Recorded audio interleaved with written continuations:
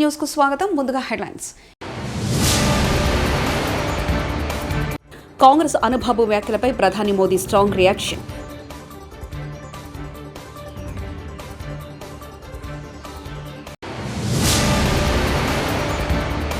వైఎస్ఆర్ ఘట్ వద్ద రాహుల్ గాంధీ నివాళులు.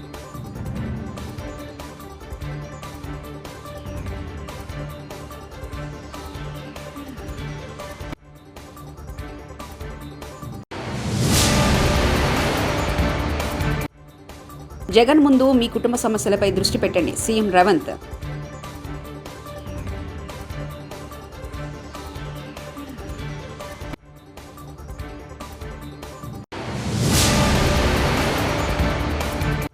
ప్రజలు ఓటు వేయకుండా అడ్డుకునేందుకు వైకాపా కుట్ర, నాగబాబు.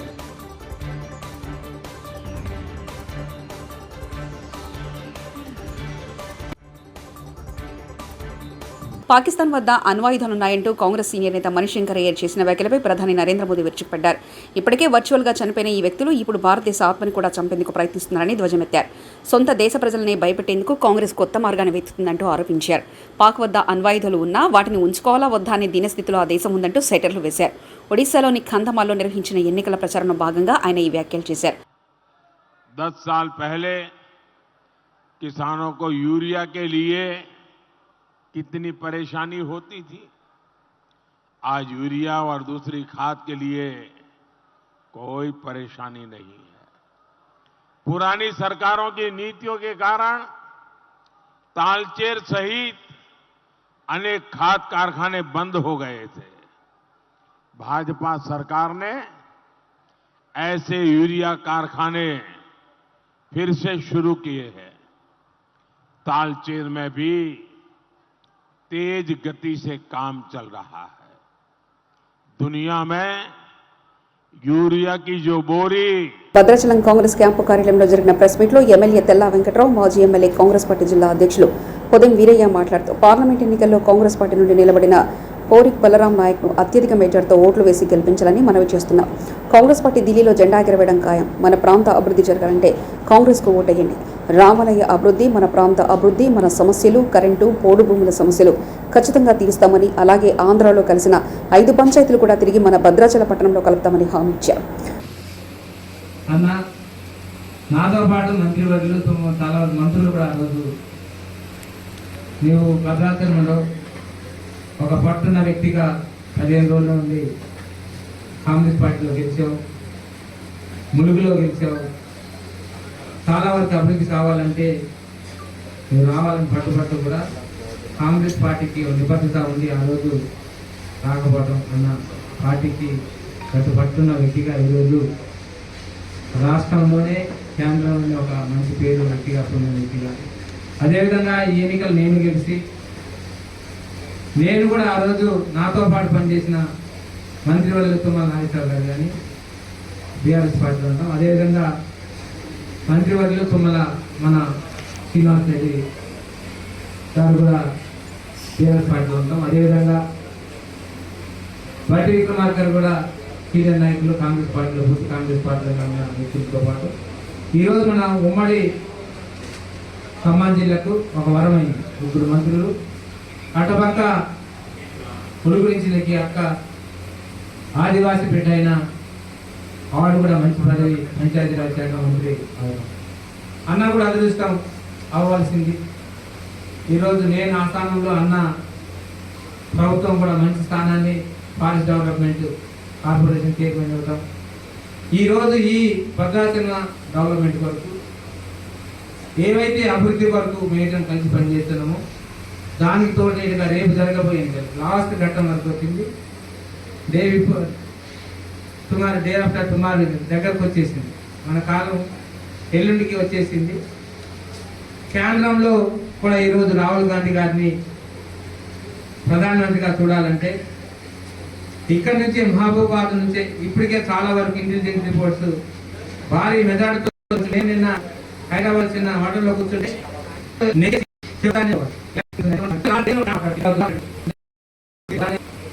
రాష్ట్ర ప్రభుత్వం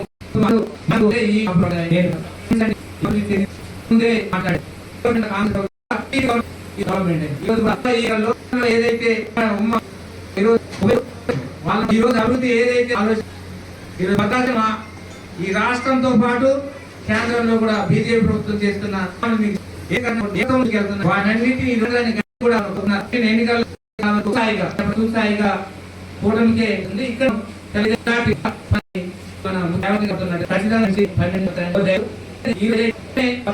అదే డంపింగ్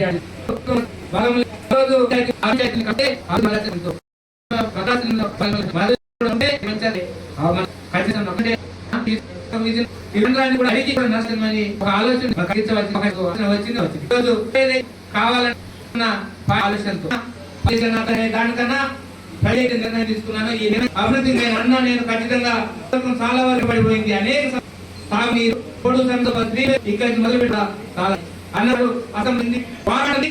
మనం ఒక్క కూడా ప్రభుత్వం అదే జరుగుతుంది. మన తప్పదు. నా గురువులందరూ చేయాలి ఖచ్చితంగా అభివృద్ధి ఆలోచనతో. మరి పంటలకు దీంతో పోతే తప్పదు.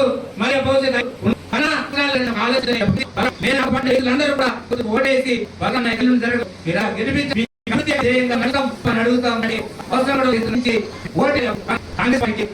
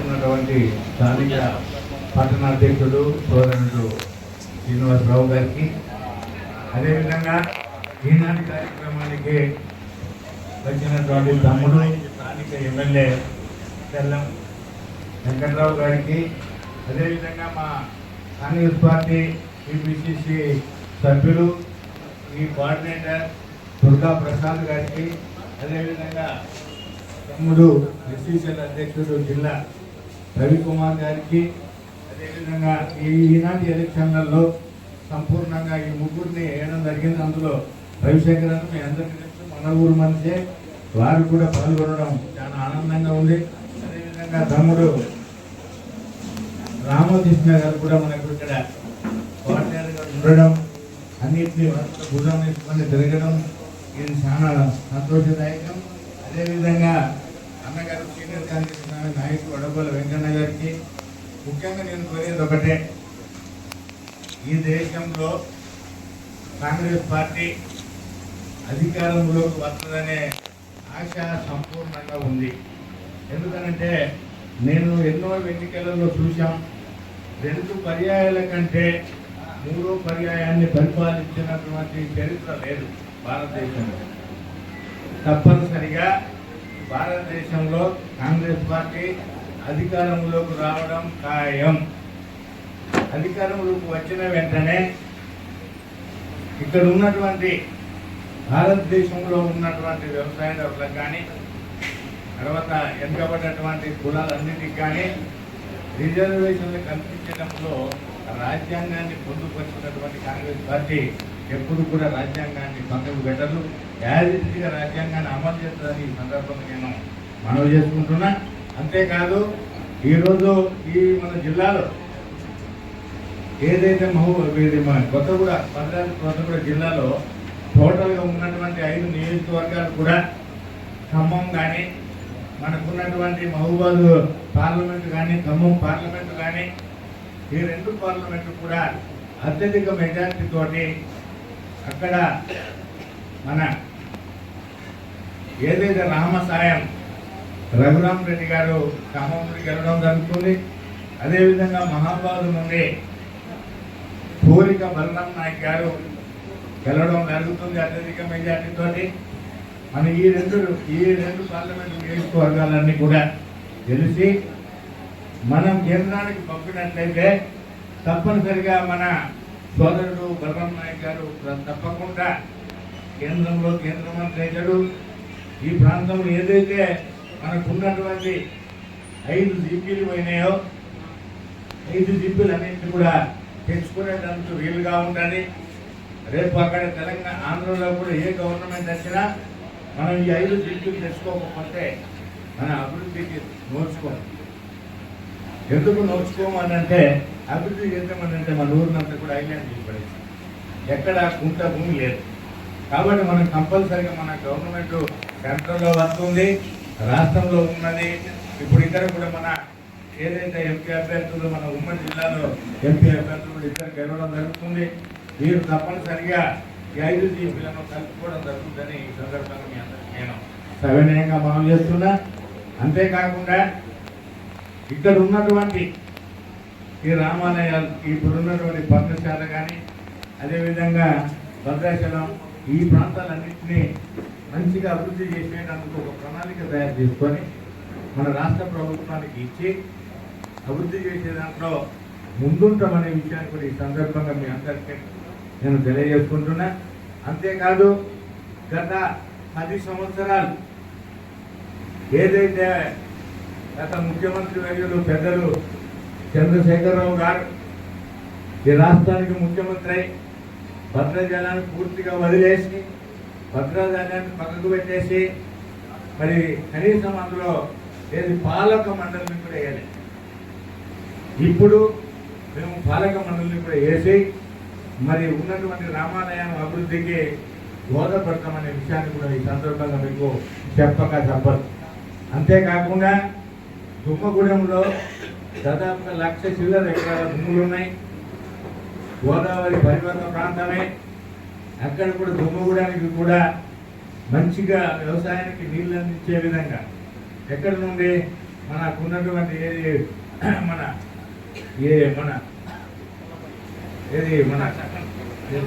వాజేడు నుండి కోరుకుంటే భద్రాచలం వరకు కూడా గోదావరి పరివాహక ప్రాంతం మనదంతా.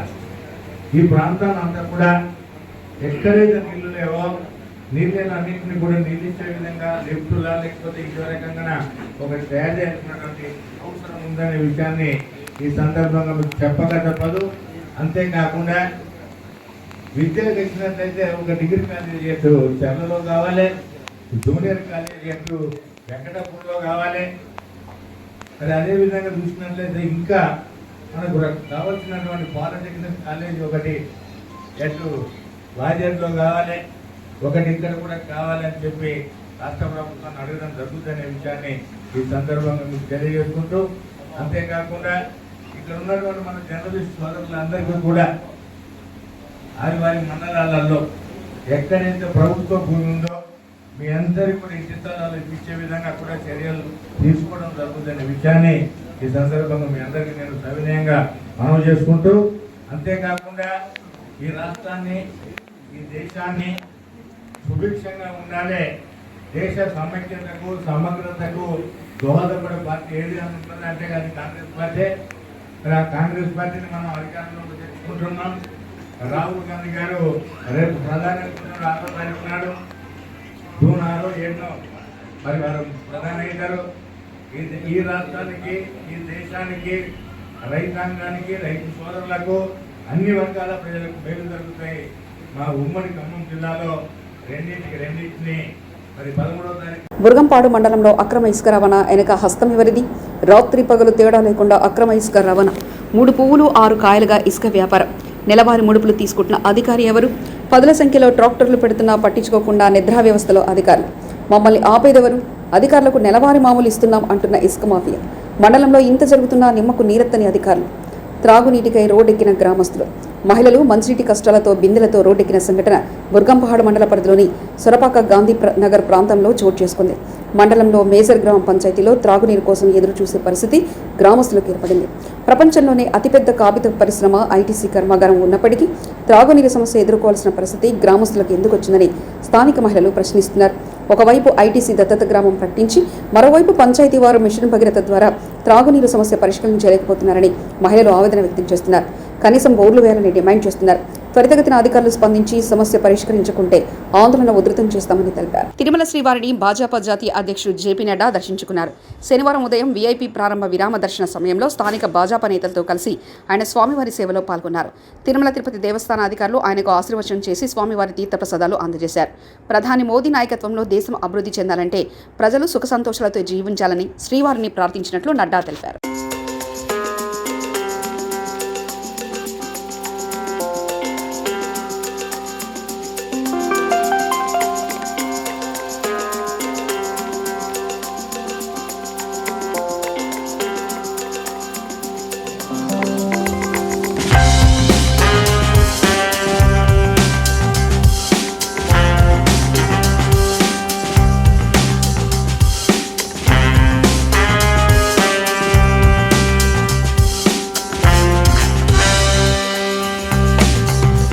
आशीर्वाद प्राप्त हुआ।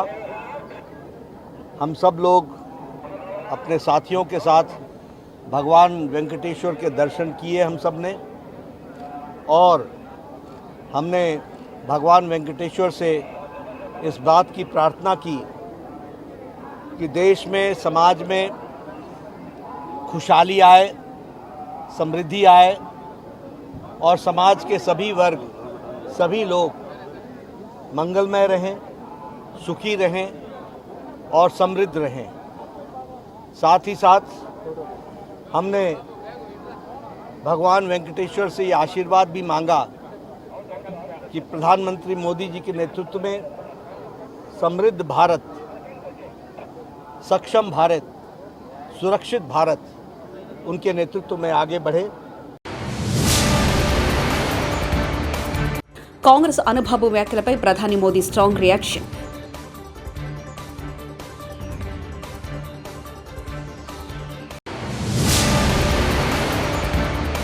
వైఎస్ఆర్ ఘట్ వద్ద రాహుల్ గాంధీ నివాళులు.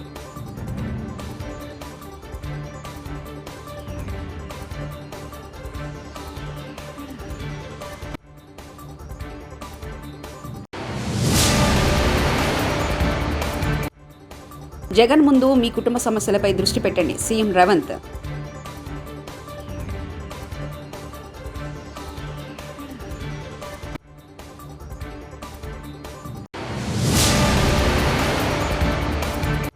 ప్రజలు ఓటు వేయకుండా అడ్డుకునేందుకు వైకాపా కుట్ర, నాగబాబు.